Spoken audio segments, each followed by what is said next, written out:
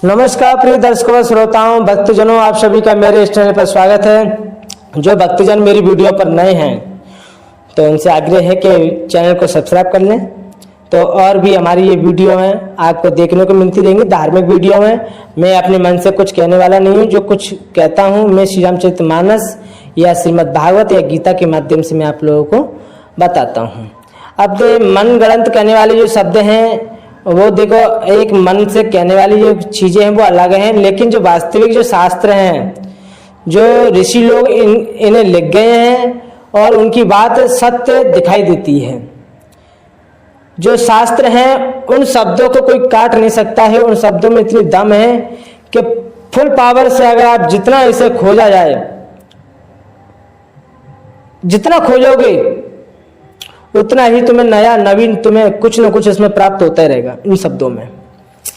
तो मैं ज्यादा से ज्यादा आपको इन्हीं में से आपको सुनाने का प्रयास करता हूं। देखो, मैं आज कुछ ऐसी बात बताने वाला हूं कि जो भक्त होते हैं, भगवान के जो भक्त होते हैं, तो उनके अंदर शिव परमात्मा के गुणानुवादों के सिवा और कुछ नहीं मिलेगा, कुछ नहीं मिलेगा।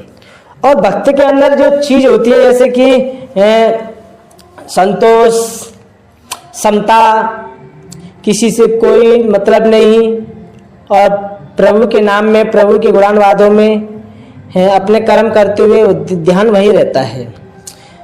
तो अब मैं उस विषय के बारे में बताने वाला हूं। जो जिस विषय पर मैं बोलना चाहता हूं वो विषय क्या है।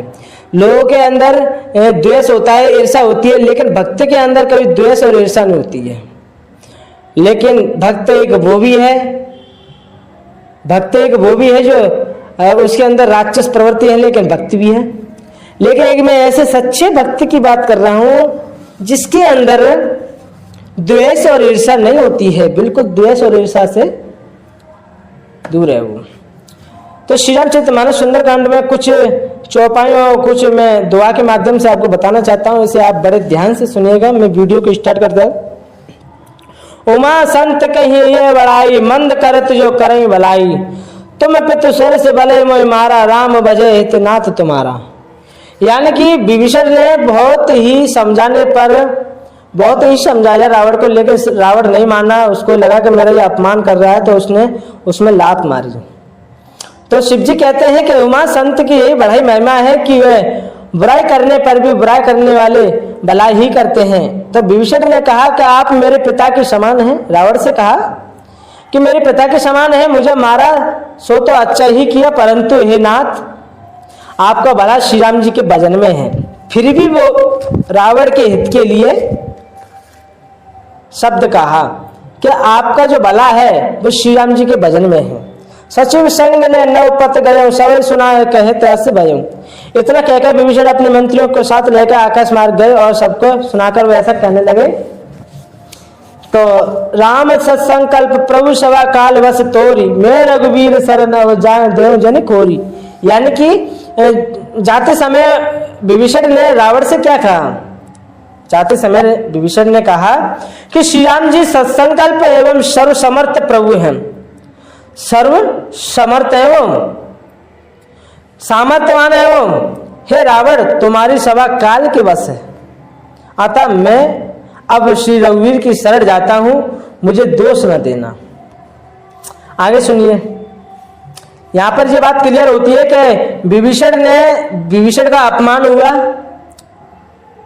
सभा में विभीषण का अपमान कर दिया रावण ने। फिर भी वो शब्द जो विभीषण ने कहे वो रावण के हित के लिए गए। उन्हें फिर भी उनके अंदर इतना ये दोष नहीं है कि तुमने मुझे मेरा अपमान क्यों कर दिया, तुमने मुझे लात मारी, ये दोष नहीं है। वो तो ये उनके भाई के प्रति उनका वो आ रहा है कि ये थोड़ा अच्छे मार्ग पर चले, इस मार्ग को ये छोड़ दे। लेकिन उनके अंदर द्वेष और ईर्ष्या नहीं है, क्योंकि द्वेष और ईर्ष्या होती तो ये बात नहीं कहते कि तुम्हारा हित तो श्री राम जी के भजन में है? चलो आगे चलते हैं। अस कहीं चला विभीषण जबहि, आयुहीन वह सब तबहि, साधु अवज्ञा तुरंत भवानी कर कल्याण अखिल के हानि। ऐसा कहकर विभीषण जो ही चले तो ही सब राक्षस आयुहीन हो गई, आयुहीन हो गई, उनकी मृत्यु निश्चित हो गई। शिव जी कहते हैं कि हे भवानी साधु का अपमान तुरंत ही संपूर्ण कल्याण की हानि का नाश कर देता है। जिस घर में धर्मात्मा हो, जिस घर में, और उसके जाने से ही वो घर एकदम वीराना सा हो जाता है और उस घर में विपत्ति आने से कोई रोक नहीं सकता। जिस घर में धर्मात्मा हो, वो धर्मात्मा जिस घर से जाए और उसका अपमान हुआ है तो उस घर को कोई रोक नहीं सकता है। देखो, रावण जैसे क्षण विभीषण को त्यागा, उसी क्षण वे अभागा वैभव ऐश्वर्य से हीन हो गए। विभीषण जी हर्षित होकर मन में अनेकों मनोरथ करते हुए श्री राम जी के पास चले और वो सोचते जा रहे हैं कि मैं जाकर भगवान को कोमल और लाल वर्ण के सुंदर चरण कमलों को दर्शन करूंगा, जो सेवकों को सुख देने वाले हैं, जिन चरणों का स्पर्श पाकर ऋषि पत्नी अहिल्या तर गई और दंडक वन को पवित्र करने वाले हैं। जिन चरणों को जानकी जी ने हृदय में धारण कर रखा है, सो कपट मृग के साथ पृथ्वी पर उसे पकड़ने को दौड़े थे, और जो चरण कमल साक्षात शिव जी के हृदय रूपी सरोवर में विराजते हैं। मेरा अहोभाग्य है कि उन्हीं को आज मैं देखूंगा।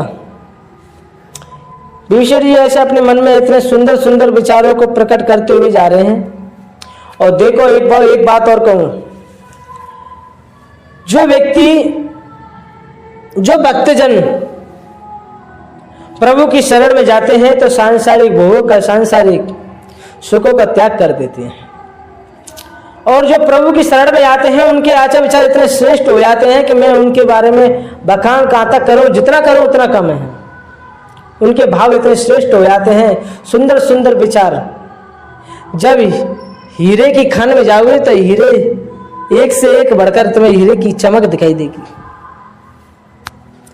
है, हीरे की खान में जाओगे तो हीरे दिखाई देंगे, कोयले की खान में जाओगे तो कोयला ही दिखाई देगा। जो परमात्मा की शरण में जाएगा वो निष्कामी है, शांत स्वरूप है और सच्चिदानंद की अनुरूप है, और जो विराट स्वरूप है जिसमें से ये सब चीज प्रतिष्ठित है, जिसकी रचना इतनी सुंदर है, वो कितना सुंदर होगा। जो व्यक्ति उसके तरफ मुड़ गया तो उसके आचार विचार तो अपने आप बदल जाएंगे, उसे कोई बता भी नहीं सकता है कि उसके आखिर आशा विचार कैसे हैं। तो मेरे प्यारे श्रोताओं, भक्तजनों, भक्तों के अंदर ये उच्च विचार श्रेणी के उठते रहते हैं। वही भक्तजन श्रेष्ठ हैं जिनके मन में ये विचार आते जाते हैं।